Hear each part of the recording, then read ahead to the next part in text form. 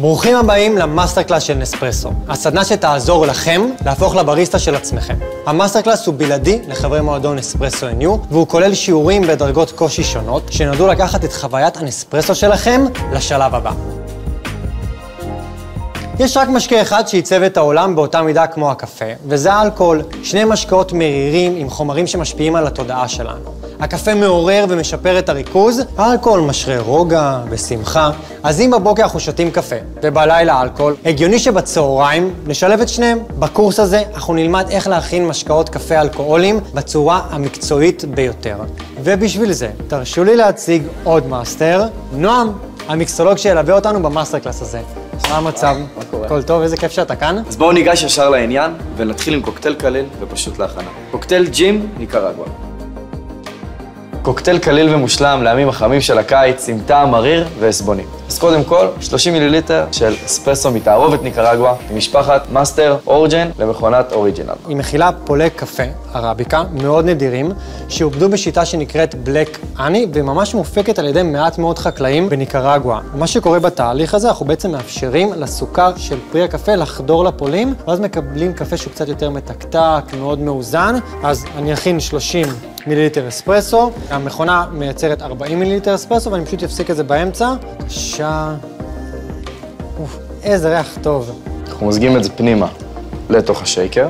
מיד לאחר מכן אנחנו לוקחים 15 מיליליטר של סירופ רוזמרין. אחר כך אנחנו לוקחים 15 מיליליטר ליקר אמרו מונטנגרו. זה ליקר עשבים איטלקי, שהוא עובד טוב מאוד עם וויסקי. 25 מיליליטר, ג'ימבים, ואנחנו ניקח את הקפסולה. אני תוך כדי אשים קרח.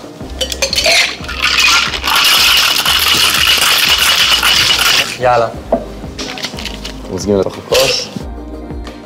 עכשיו אנחנו לוקחים תפוז, אנחנו נותנים שפריץ על הכוס, לתת טוויסט נחמד. וואלה. לחיים. אני מת על איך שהקפה משתלב ביחד, שהוא לא מריר מדי, ויש גם את הארומות הנעימות של התפוז. מושלם. עכשיו אנחנו הולכים להכין משקה סופר מיוחד של קפה, שירגש במיוחד את ענייני הטעם שביניכם. קוקטייל ראשן אלטיסיו. זה הולך להיות קוקטייל סמיך ואלגנטי עם טעמי שקדים ופרחים. מוזגים 30 מיליליטר של אספרסו מתערובת אלטיסיו למכונת ורטו. זו תערובת שאני אישית מאוד מאוד אוהב. היא מורכבת מפולי ערביקה מדרום אמריקה עם נגיעה של פולי רובוסטה מברזיל. נועם, בבקשה, אלטיסיו, 30 מיליליטר. המרכיב הבא שלנו הוא 30 מיליליטר של חלב שקדים. יעשה לנו את הקוקטייל הזה קצת יותר סמיך. 15 מיליליטר של מי סוכר. מי סוכר בבית מכינים עם ליטר מים וקילו סוכר. למעשה זה 1 על 1.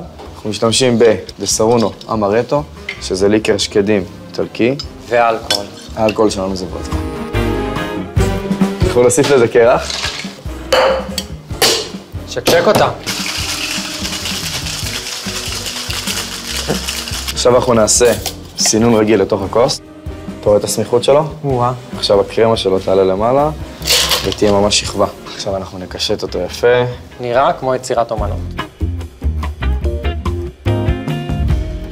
זה מדהים. זה מדהים. זה כל כך טעים. זה טיפה מתקתק, לא יותר מדי. אני מבטיח לכם שאתם רוצים דבר כזה. למשקה הבא נצטרך להתכונן מראש, אבל התוצאה שווה את זה לגמרי. כי אנשים שמעריכים טעמים עשירים יתאהבו במשקה הזה.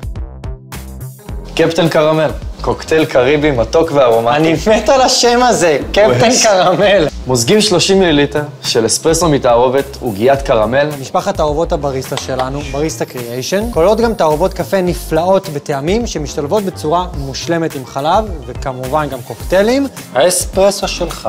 תודה רבה. והדבר הבא שאנחנו הולכים להוסיף זה 30 מיליליטר של תמצית צ'אי מסאלה. אחר כך אנחנו מוסיפים 15 מיליליטר של סירופ קינמון תמרים, 25 מיליליטר של חלב סויה, ללא תוספת סוכר, והמרכיב האחרון שלנו זה קפטן מורגן ספייס. אנחנו נוסיף קרח לפייקר שלנו. אני מת על זה. עכשיו אני אשים קצת קרח בכוס, כמובן נסנן.